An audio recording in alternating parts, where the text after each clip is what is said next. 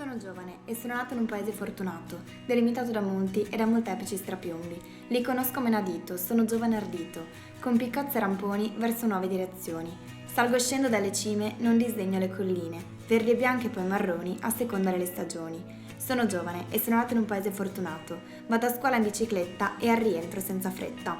Con gli amici sto a parlare del domani e su cosa fare. Raccontiamo i nostri sogni, le speranze e le aspirazioni. Siamo quei del domani, con il destino nelle mani.